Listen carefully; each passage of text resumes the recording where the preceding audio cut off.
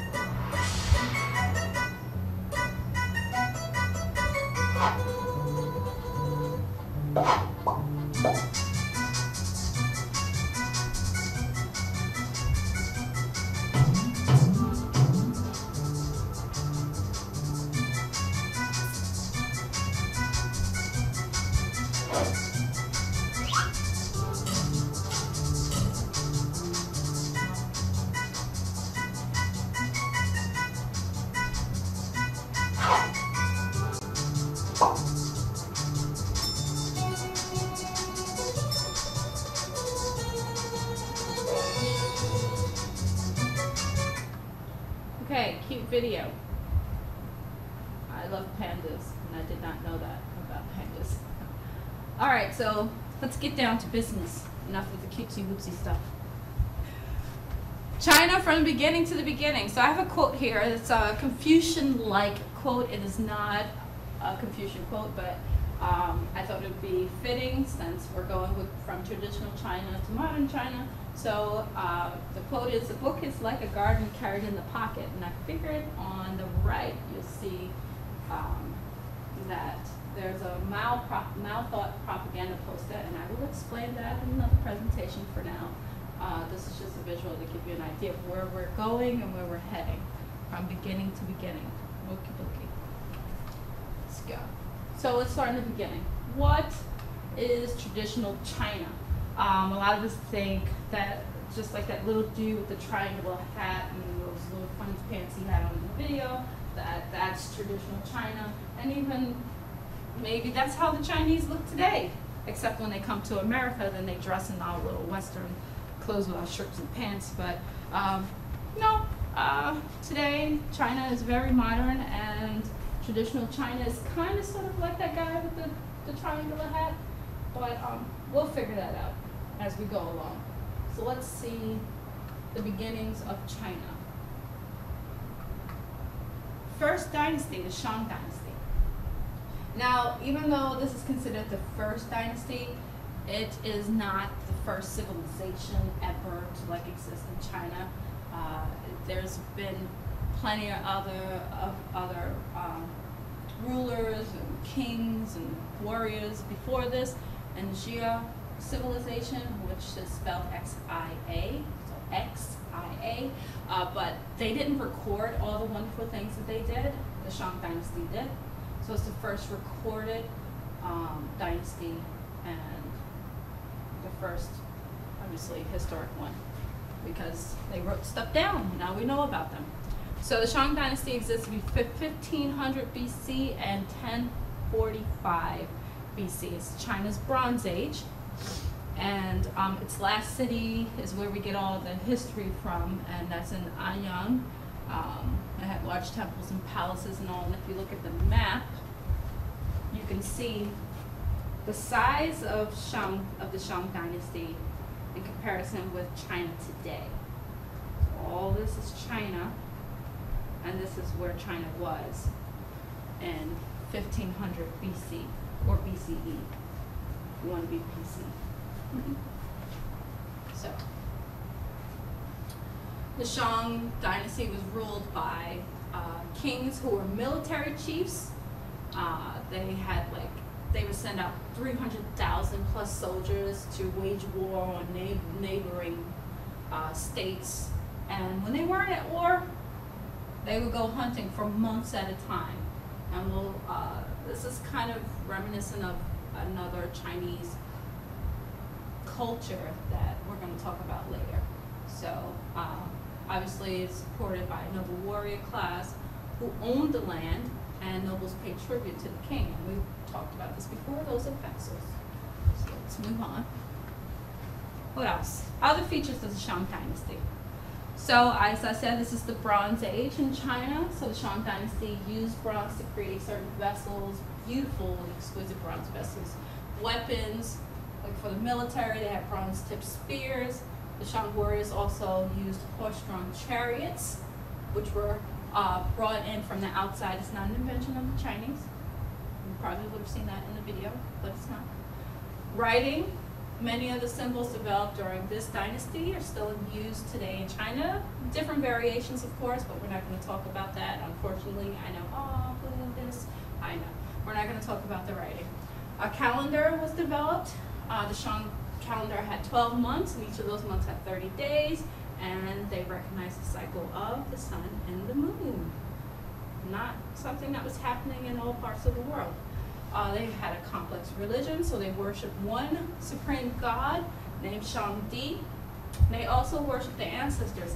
Not necessarily worship them like they're gods. They paid tribute to them because they believed that if their ancestors were in heaven and they kept them happy, they would do favors for them and like say to Shangdi, hey, look, my ancestor down there on earth needs a favor. You know, they gave me this cool cigar, and you know, you should do something nice for them. Something like that, in short. They had priests who used cattle bones and tortoise shells, known as oracle bones, to predict the future. So you would go to the priest and say, hey, dude, I want to know my future. And he would say, okay, ask the question. You ask the question, you punch some holes in these bones, and then he would study the cracks that developed. And ta-da, your question is answered. And this is also how they recorded their history. And that's how we know about them, because they were smart enough to write it down on the tortoise shells and the cattle bones. Okie dokie. Let's move on. Other features. What are other features? Let's see. Public works. So here we have a cart that probably was hooked up to an animal and pulled along. So laborers. And then we had job specializations. Everybody had a job. Everybody had to do something. Even all the way down to the peasants. They all had something to do. So we have priests, governors, warriors. Down here on the right, you see that's a picture of the warrior. And beautiful art, as I said before. This is an example of the artwork. Maybe I'll bring something into class and we can look at it and talk about it. And here in the center, we have a beautiful vessel, some sort, probably a water basin. And in the center, there's some writing. I'm not sure if you can see that clearly, but on my screen, I can see it. So what happens to the Shang? Well, like I said, they were always fighting people, so they were fighting the Zhao. The Zhao beat them, kicked them out, felt that they weren't doing a good enough job, and they took over. And this kind of starts, even though they were already warring with each other, this kind of really hits off the warring states. Now with the Zhao comes in at 1045 BC to 771, and we start off with the Western Zhao. That's the first dynasty of the Zhao, and then after 771 we have the Eastern Zhao, but we're going to talk about the Western Zhao here. So they created the foundation for Chinese thought. And This was fully established during this time. Because of all the warring states, lots of culture and stuff were changing. Thought like the mandate of heaven comes into being probably while the Zhao felt that the Shang didn't do too well as rulers, so they kicked them out because they felt they lost the mandate of heaven. What is the mandate of heaven? Belief that heaven gives the right to rule. Rulers must be moral, ethical, good, good dudes. They're up there, they're doing all the right things for their people. Because they're doing all the right things, the subjects are loyal and obedient. But, of course, like with all things, if we're not happy with our rulers, we usually vote them out the next election. But these people are like, if the ruler's not good, he didn't get voted in, he kind of fought his way in. But if they're not happy, then they have a right to rebel. That's their way of voting. They'll fight them, kick him out, get an uprising and say, let's get this guy out of here, he's not doing well. So, bad leadership equals the right to rebel.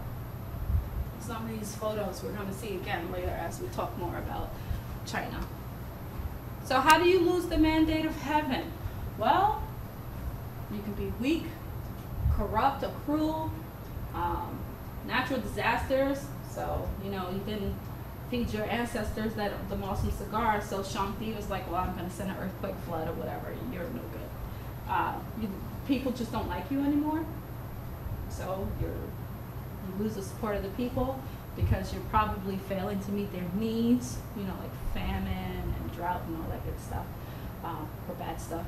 And, of course, rebellion and an uprising kick you out. And then eventually, because this is the warring period, you lose a war. You lose one war, they're like, you lost the mandate of heaven. You're no good. Get out of there. So, as I said, during this period, the reason why I'm talking about the Western Zhao is because it's very important. The warring states of China, this is the warring period, and this is a map of some of those states. And during this time, Confucius is developing his philosophy because all these people here are fighting against each other. And he goes from state to state to state and says, hey, you guys need to stop, listen to me, I can tell you what to do. And we'll talk about that in a minute. But the Zhao dynasty is very important because it kind of pushes Confucius to his philosophy and trying to get everyone back in harmony with each other. So Confucius, Kung Fu Shi. This is Confucius, well, an image of Confucius, we're not really sure how he looks.